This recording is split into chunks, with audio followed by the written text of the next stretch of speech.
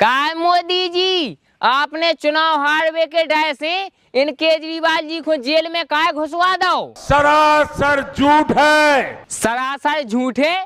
काय केजरीवाल जी, जे मोदी जी तो कह रहे हैं कि ये सब सरासर झूठ है। इन्होंने हमारे ऊपर इतने आरोप लगाए, इतने हमारे ऊपर केस कर दिए। आपके ऊपर केस कर दे तो फिर आपने कछु ना कछु गड़बड़ी करी हुई। शराब घोटाला कर दिया, शराब घोटाला कर दिया। अरे देवा, ये गड़बड़ है बाबा।